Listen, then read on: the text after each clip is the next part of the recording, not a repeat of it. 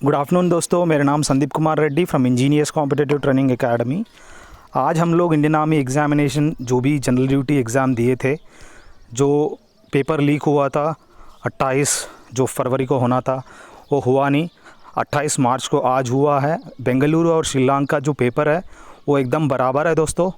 और जिन्होंने बेंगलुरु में एग्ज़ाम दिया है उन लोगों के लिए, और साथ में असम के अंदर शिलांग में दिया है, उनका कुछ क्वेश्चंस डिफरेंस है।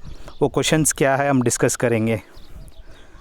पहला सेक्शन में जो भी पेपर दिया गया है उसको हमने रीटाइप किया है और जो भी वन लाइनर बना के हम आपको डिस्कस करेंगे। सबसे पहला जो एथनिक पीपल है तोडास, ये जो तोडास पीपल आप लोग देखने को मिलता है तमिलनाडु में, और ज़रावन जिस हिसाब से अंडमान में देखने को मिलता है, ठीक उसी तरह ये जो तोडास है आप ये तमिलनाडु के अंदर देख सकते हैं। और आपसे एक छोटी सी रिक्वेस्ट है, आप जाके एक बार प्लेलिस्ट में जाके चेक कर लीजिए। प्रीवियस ईयर के जितने भी पेपर हमने डिस्कस किया आप उसके अंदर देखने को मिल जाएंगे। और शायद आप पहली बार आ रहे हो तो एक बार चेक कर लो, आपको काफ़ी इम्पोर्टेंट इन्फॉर्मेशन मिलेगा हर कॉम्पिटिटिव एग्जामिनेशन के लिए। अगला देखिए, हिल स्टेशन जो है जवाड़ी, ये आप देखने को मिलता है तमिलनाडु के अंदर। ये नीलगिरी आसपास में आप लोगों को ये जो हिल स्टेशन है जवाड़ी देखने को मिलता है। और the district is on the international border of India, जो कि ऑप्शन में दिया गया था करीमगंज। बहुत ही इंपॉर्टेंट है दोस्तों, करीमगंज ये ऐसा डिस्ट्रिक्ट है जो कि इंटरनेशनल बॉर्डर शेयर करता है। अगला देखिए, सर्वेंट्स ऑफ इंडियन सोसाइटी का जो फाउंडर है वो 1905 में जब पार्टीशन ऑफ बंगाल हुआ था उस टाइम पे ये सर्वेंट्स ऑफ इंडियन सोसाइटी का गोपाल कृष्ण गोखले, जो कि political Guru of Mahatma Gandhi कहते हैं इनको, और ये महाराष्ट्र से बिलोंग करता है और ये एक मॉडरेट लीडर है। यानी ये इतना मतलब गांधी की तरह मितवादी है। और ऊपर से ये क्या है, इन्होंने वहाँ पे विनायक चौथी फेस्टिवल भी इन्होंने वहाँ पे स्टार्ट किए था। और बात आता है दोस्तों, with which religion are the Dilwara temple associated. Dilwara जो जैन टेम्पल है आप माउंट आबू में देख सकते हो, राजस्थान में है। ये जैनिज़्म मंदिर है दोस्तों। Joint stream of Ganga and Brahmaputra, जिनको हम कहते हैं मेघना कहते हैं दोस्तों, एक one of the 3 important reverse इन बांग्लादेश के अंदर देख सकते हो, that together form Ganga delta which is the largest delta of the world. बहुत ही इम्पॉर्टेंट ये लार्जेस्ट डेल्टा है दोस्तों, और मेघना इसका जो आंसर है। अगला देखिए, soil erosion is caused due to the over grazing rapid urbanisation cutting of trees. जो भी सॉइल इरोजन होता है जब भी बारिश हो जाता है पूरा का पूरा चले जाता है, वो इसीलिए होता है कि ज़्यादा घास फूस खाने से जो गाय बछड़े जो भी है और वो पूरा का पूरा वो निकल जाएगा। और साथ में जहाँ पे प्लांटेशन डिफॉरेस्टेशन हो जाता है, वो कटिंग पूरा रोड बनाने के लिए, और रैपिड अर्बनाइजेशन जितने भी शहर बन रहा है, अलग अलग रोड्स बन रहे हैं, ये एक रीज़न है जो कि यहाँ पे सॉइल इरोजन का मेन कॉज है दोस्तों। और जो CBFC जानते हैं, central board of film certification होता है, ये normally that comes under the ministry of government of India का जो मिनिस्ट्री है वो है information and broadcasting of the government of India. So यहाँ पे इस इंफॉर्मेशन ब्रॉडकास्टिंग वाले इनको अडल्ट मूवी है कि क्या है इसका रेटिंग देते हैं। ये बहुत ही इंपॉर्टेंट होता है, CBFC वाले अप्रूवल देते हैं तन वो मूवी निकलता है दोस्तों। हु हैड एस्टैब्लिश्ड द 4 मठास, अलग अलग मठा आप जानते हैं, और जिसको हम मोनास्टिक के नाम पे भी जाना जाता है। ये seats of the 4 corners of India, ये शंकराचार्य जिन्होंने इसको एस्टैब्लिश किया है दोस्तों, 4 मठास, या इसको मोनास्टिक के नाम पे जाना जाते हैं। Who is known as the father of the green revolution. यहाँ पे पूछा गया है father of the green revolution, आपको सुनते ही नॉर्मन बोरलॉग याद आनी चाहिए। अगर फादर ऑफ ग्रीन रेवोल्यूशन और इंडिया में Indian father of green revolution अगर कहते हैं तो हम आपको पक्का MS स्वामीनाथन को आपको मेंशन करना चाहिए था। काफ़ी लोग इसमें गलत करके बैठ गए हैं क्योंकि MS स्वामीनाथन देख के लगा दिए, और ऐसा नहीं है। उसमें मेंशन करते हैं Indian father of revolution, green revolution, then only आपको MS स्वामीनाथन लिखना था। ऐसे ऐसे कुछ डिफ़िकल्टी सवाल आते हैं, you have to be more alert. अगला देखिए, the first emperor of France, जो कि नेपोलियन वन है दोस्तों, इनको हम नेपोलियन बोनापार्टे के नाम पे भी जाना जाते हैं। बहुत ही इम्पॉर्टेंट है, ऐसे सवाल पूछे गए जो कि बिल्कुल अलग है, आपके दिमाग उड़ जाएंगे। पारदीप कुमार बैनर्जी, जो पारदीप कुमार जो बैनर्जी है, किस खेल के संबंधित है? बहुत पुराना खिलाड़ी है दोस्तों, ये 1936 से लेकर 1920 अब रिसेंटली इनका देहांत हो चुका है, और इंडियन प्रोफेशनल फुटबॉलर है दोस्तों। और एज ए स्ट्राइकर, वो इसका जो पोजीशन है एज ए स्ट्राइकर था, और इस फुटबॉल टीम के अंदर था 1936 के टाइम पे। आप देख सकते हो उस टाइम से लेके यहाँ तक 1936 में उसका जन्म हुआ था, और 2020 में उसका मरण हो गया। और you can see he was a footballer. और LOC का बहुत ही लोग गलत करके आ जाएंगे। LOC यानी लाइन ऑफ कंट्रोल होता है, एक्चुअल कंट्रोल नहीं है। काफ़ी लोगों को मैंने बताया गया था, और मेरा जो स्टूडेंट है जिसने क्वेश्चन पेपर दिया, he has done correct. Line of control है ये जो मिलिट्री कंट्रोल है इंडिया और पाकिस्तान के बीच में, जो कि ये आप देख सकते हैं दोस्तों, जम्मू एंड कश्मीर, वहाँ पे आप लोग ये देख सकते हैं। और एक और लाइन भी है, that is 24th parallel line है, जो कि इंडिया और पाकिस्तान के बीच में आप देख सकते हैं। The largest producer of black pepper हम तेलुगु में मिरियालू कहते हैं। इट्स ए ब्लैक कलर आप देखने को मिलता है paper masala.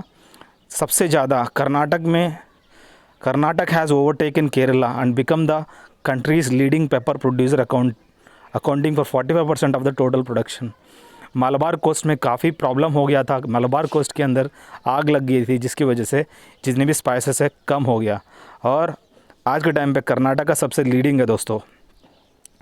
Who is the author of the book wings of fire? Ignited mind, wings of fire, ये सब डॉक्टर APJ अब्दुल कलाम खुद ऑथर है दोस्तों। जनरल साइंस का सवाल अगर देखा जाए, among the following material sound travels fastest लिखा है।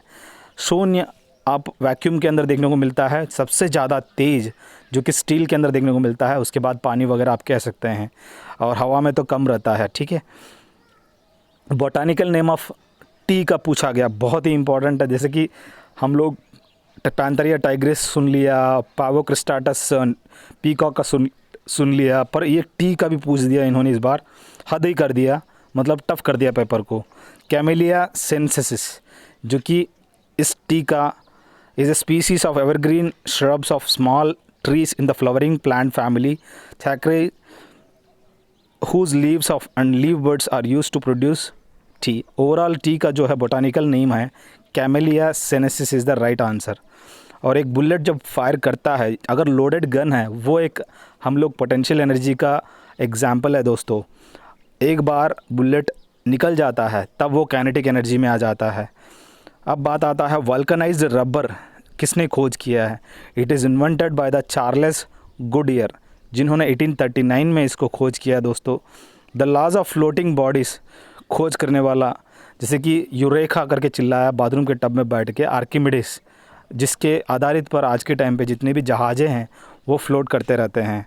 और डायलिसिस उस टाइम पे किया जाता है जब आपका रिनल या किडनी, रिनाल भी कहते हैं, रिनाल फेल्यूर या किडनी फेल्यूर कहते हैं, पूरा का पूरा प्रॉब्लम हो जाता है। धीरे धीरे से आपको डायलिसिस करते हैं, उसके बाद ट्रांसप्लांटेशन कर देते हैं।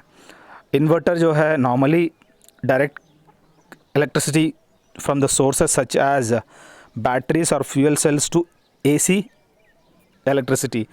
जैसे हम लोग बैटरी की मदद से हम लोग घर के अंदर जो बिजली आता है, जब बिजली चले जाता है उस टाइम पे इन्वर्टर का इस्तेमाल करते हैं, ताकि वो जो भी DC बैटरीज के अंदर थे DC टू AC वो कन्वर्ट करता है। घरों के अंदर हम लोग AC का इस्तेमाल करते हैं।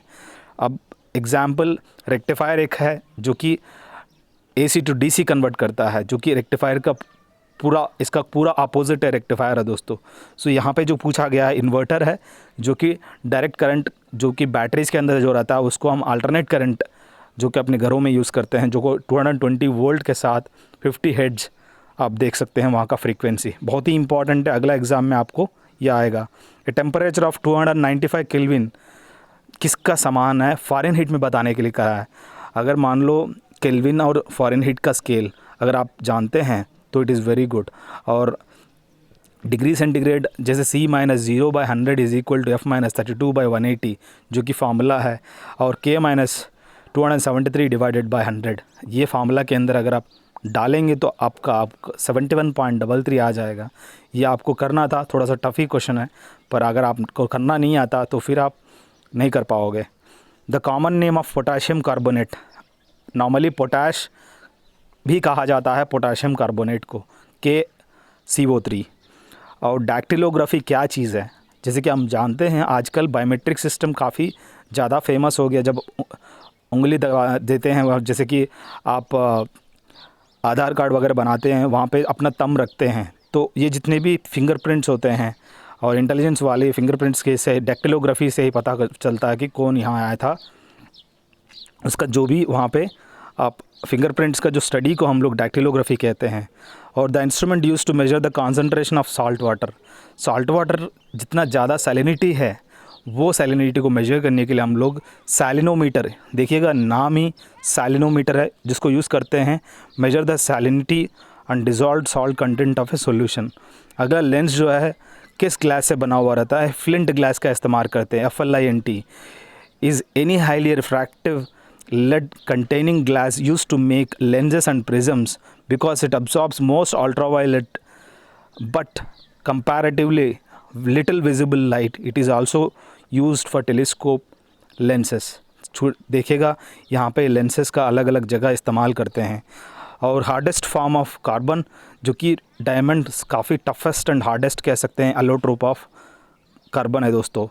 ग्रीन कलर्ड पिगमेंट पत्तों में इसलिए रहता है, क्लोरोफिल का प्रेजेंस होता है। ये क्लोरोफिल क्लोरोप्लास्ट के अंदर होता है, जहाँ पे मैग्नीशियम एलिमेंट देखने को मिलता है, और ब्लड के अंदर हीमोग्लोबिन होता है, ठीक है।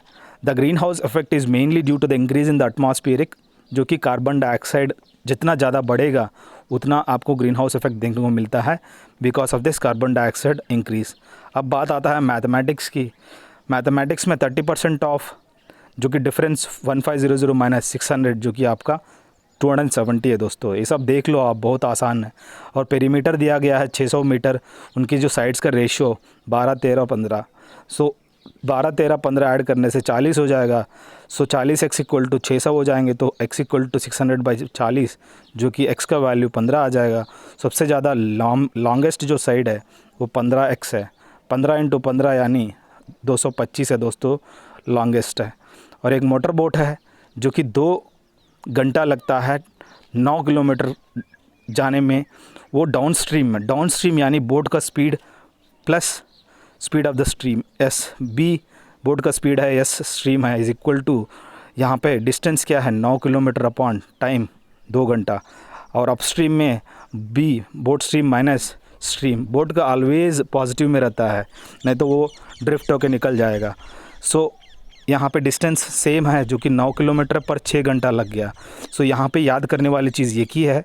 सो यहाँ पे 2B कितना बराबर हो गया, 2B is equal to 9/2 plus 9/6 का करने से आपका आराम सा B का जो वैल्यू है, जो कि बोट का जो स्टिल वाटर में आपको देख सकते हो 3 किलोमीटर पर आवर है, और यही आपको पता करना था। अगला देखिए, in how many different ways can the letters arise be arranged. जैसे कि आप जानते हैं अराइज में अलग अलग लेटर्स है, ये RISE, कोई भी लेटर रिपीट नहीं हुआ तो 5 फैक्टोरियल होता है, जो कि 5 × 4 × 3 × 2 × 1 होता है। अगर मान लो अराइजेस अगर आता है तो फिर पंगा हो जाता है। सो आपको वहाँ पे उस टाइम पे डिवाइड बाय 2 करना पड़ेगा, ठीक है। सो इस हिसाब से आपको यहाँ पे देख सकते हो। अगला देखिए, ए पर्सन 400 रुपये में ख़रीदा मैंगो को और 320 में बेच दिया, तो नुकसान में बेचा है, नहीं 400 रुपये में बेचा है, 320 में ख़रीदा है, तो उसको मुनाफा हुआ 80 रुपये का 320 पर। तो यानी इसका जो मुनाफा हुआ है वो 25% का मुनाफा हुआ है दोस्तों। Product of rational and irrational number के बारे में दिया गया है, जो कि the product of rational and irrational number क्या होगा। एक नंबर है रैशनल है, जो कि 2/3 है। इरेशनल जो नंबर होता है √2 होता है, जो अज्यूम किया हमने। तो जो बनेगा आंसर वो है 2√2/3। इसका मतलब इरेशनल नंबर बनेगा। कहने का मतलब वही है, अगर आप रेशनल नंबर के साथ इरेशनल नंबर के साथ मल्टीप्लाई करेंगे तो आपको इरेशनल नंबर ही आएगा, कहने का मतलब, जो कि इरेशनल आपको पता होना चाहिए क्या है। Which is the next number in the series 5² 5³ 5 to the power of 4 यानी 625 आएगा। और ए और बी जो है ये एक काम को 10 दिन में काम करता है वो पूरा काम को, बी जो है 15 दिन में काम करता है। सो ये 10 और 15 कुल मिला के 30 दिन का टोटल वर्क है मान लो, मतलब यानी 10-15 का एलसीएम क्या है 30 है। सो 30 अगर मान लो कुल अंडे हैं तो ये जो है एक दिन में कितना 3 अंडा खाता है, बी 2 अंडा खाता है। सबसे पहले एक खाना स्टार्ट कर दिया, पहले 3 एक खा गया, फिर 2 खा गया, मतलब अगला दिन जो है बी 2 खाया, मतलब 2 दिन के अंदर ये लोग 5 अंडे खा जाते हैं। ठीक उसी तरह करते करते कुल मिला के 30 अंडे को डिवाइडेड बाय 5 करेंगे तो 6 बार, मतलब 6 × 2 डेज़, यानी 12 दिन के अंदर ये पूरा का पूरा अंडे ख़त्म कर देंगे, यानी कि पूरा का काम ख़त्म कर देंगे। अगला देखिए, एवरेज एज ऑफ 7 बॉय का 20 साल है दोस्तों। The average age of first 6 boys जो है 19.5 है, और then the 7th boy will be off, so इस हिसाब से अगर देखा जाए 7 × 120 जो कि 140 साल है दोस्तों। और पहला जो 6 का 19.5 ईयर्स इंटू 6 के सब करेंगे तो 117 यहाँ पे साल आएगा। 140 में से अगर 117 घटाएंगे तो 7th बॉय का जो एज है वो 23 ईयर्स आ जाएगा दोस्तों। अगला एक बैट्समैन है, एक इनिंग्स में 12 इनिंग्स में वो 63 रन्स बनाता है 12वां इनिंग्स में। यहाँ पे batsman in his 12th innings 12वां इनिंग्स में वो 63 रन्स बनाता है, और जिसकी वजह से एवरेज जो है 2 बढ़ जाता है। बहुत ही इंपॉर्टेंट है यहाँ पे याद करने वाली। सो एवरेज मान लो पहले तक x/11 है जो कि, और वो बढ़ गया कितना +2 बढ़ गया, और इज़ इक्वल टू x + 63/12 जो कि पूरा आप कह सकते हैं एवरेज का बराबर अगर कहने से, तो आपको ये जो वैल्यू आपका आएगा x = 429 आएगा, और आपका जो 12th इनिंग्स का जो रहेगा वो x + 63/12 जो कि टोटल, जो कि पहले का जो एवरेज x है, जो टोटल नंबर ऑफ़ जो रन्स है x है, प्लस 63 रन्स जो 12 है divided by 12 number of matches, तो आपको 41 आ जाएगा इसका आंसर। बहुत आसान है, लेकिन थोड़ा सा आपको मतलब टाइम लगता है इसमें, और कुछ नहीं है। और डिफरेंस ऑफ 2 नंबर्स दिया गया है, x - y = 2, और देयर स्क्वायर्स का x² - y² 20, x प्लस का y का वैल्यू फाइंड आउट करने के लिए बोला है जो कि 10 है दोस्तों आंसर। बाकी x और y का एडिशनल आप पता कर सकते हो। If an event cannot occur then its probability क्या होगा, अगर इवेंट अगर अक्कर नहीं होगा उसका जो प्रोबेबिलिटी 0 रह जाएगा, क्योंकि प्रोबेबिलिटी का मतलब होता है number of favourable outcome divided by number of events, जो कि आंसर है दोस्तों। कन्वर्ट 1589 मिलीग्राम इनटू ग्राम्स, जो कि 1 ग्राम के अंदर 1000 मिलीग्राम होते हैं, तो ग्राम में कन्वर्ट करने के लिए करा है, तो 1.58 ग्राम्स है दोस्तों। और एक पॉलीगन है जिसके अंदर 44 डायगोनल है। हम जानते हैं एक फार्मूला है, number of diagonal is equal to n × n - 3/2 is the formula. उसके हिसाब से यहाँ का n का वैल्यू फाइंड आउट करनी है। तो डायगोनल तो आपको पता चल गया 44 है ही, तो अगर क्रॉस मल्टीप्लाई करेंगे तो यहाँ पे n² - 3n - 88 is equal to 0 आएगा। 11 8 ज़ा 88, यानी यहाँ पे -11 और +8 आ रहा है। सो n इज़ इक्वल टू 11 है दोस्तों। टोटल नंबर ऑफ़ साइड्स कितना बन रहा है 11 है, और यहाँ पे ये हो गया। अगला देखिए, find which is the next number in the series. इस सीरीज़ के हिसाब से अगर देखा जाए -6 घटाते चला गया, जो अगला आएगा वो है 7 है दोस्तों इसका राइट आंसर। अगला रीजनिंग में देखिएगा, ये असम में आया हुआ था, और DF1 DF2 D2 F2 जो आंसर आएगा D2 E2 F2, जो कि ये सीक्वेंस है दोस्तों 111 112 122 222। अगला जो सीक्वेंस आएगा 222, उसके बाद 2 2 3 आया हुआ देखिएगा। अगला देखिए, फिश का जो ग्रुप होता है उसको हम लोग कह सकते हैं स्कॉल, और शॉल भी कहते हैं, स्कॉल भी कहते हैं। तो वोल्फ का ग्रुप को हम पैक कहते हैं, और यहाँ पे जहाँ पे ग्रुप ऑफ द वोल्फ को हम लोग पैक ऑफ वोल्फ्स कहते हैं। और शूज़ का कंपलसरी क्या होनी चाहिए, सोल होनी चाहिए, यानी लेसलेस शू भी आजकल देखने को मिलता है, पर बिना सोल से आपको कोई भी जूता नहीं मिलेगा। और यहाँ पे ब्लड रिलेशन का है, सुरेश जो है द सन ऑफ महेश है, सो सन है तो ठीक है। उसके बाद इसने क्या किया, मैरी किया सीता से।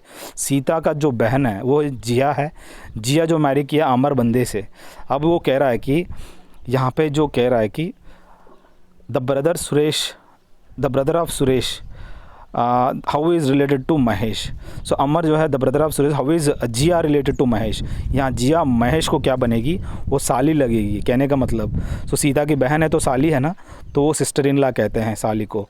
और द डे बिफोर यस्टरडे, यहाँ देखिएगा यस्टरडे से पहले सैटरडे है, तो what day will be day after tomorrow. Tomorrow के बाद क्या रहेगा, वेंसडे बन जाएगा। बहुत आसान सवाल है, ये सब पूछा गया, रिपीटेड क्वेश्चंस है। अब ये बेंगलुरु का रीजनिंग देखिएगा। और ऑड वन पूछा गया, ये थोड़ा सा डिफ़िकल्टी लेवल है, ये किसी को पता नहीं। बार्बर, कारपेंटर, टेलर, ब्लैकस्मिथ सभी प्रोफेशंस ही है, पर लोग जो है कंफ्यूज्ड है कि किसको दें, क्योंकि बार्बर के पास बिना कुछ कोई भी मटेरियल नहीं चाहिए उसको, मतलब रॉ मटेरियल कुछ भी नहीं चाहिए। टेलर को कपड़ा ज़रूर चाहिए, और कारपेंटर को कौन चाहिए, जैसे कि अपना वुड चाहिए। ब्लैकस्मिथ को कुछ ना कुछ मटेरियल चाहिए उसको बनाने के लिए, पर बार्बर को क्या चाहिए, कुछ नहीं चाहिए, इंसान चाहिए बस, हो तो रगड़ देंगे। तो यहाँ पे रॉ मटेरियल की ज़रूरत नहीं है। कहने का मतलब अगला देखिए, अरेंज करिएगा as per dictionary, clear, contrast, bosh, constantly, checked. इसको अगर अरेंज करेंगे, सबसे पहले बोश आता है, उसके बाद चेक्ड आता है, उसके बाद क्लियर आता है, उसका कॉन्स्टेंटली आता है, पांचवा कंट्रास्ट आता है। यानी जो लास्ट से सेकंड वाला जो रहेगा वो है कंस्टेंटली है दोस्तों, बस यही पूछा गया है। और यहाँ पे ऑड वर्ड देखा जाए, व्हील, बस, बोट एंड ट्रेन। यहाँ पे व्हील जो है बस का या ट्रेन का या देख सकते हो, पर ये बाकी मोड ऑफ ट्रांसपोर्ट है दोस्तों, पर व्हील नहीं है। और एक कोड लैंग्वेज में अवेक को ZVZD लिखा है, देखिए किस हिसाब से, एरो देखिएगा Z के मतलब इस हिसाब से दिया गया, जिसकी वजह से आपको आराम से समझ में आ जाए। सो AZ मतलब ओवरऑल ऐसा दिया कि आपको आंसर भी ऐसे ही लगाना था, जो कि यहाँ पे मैंने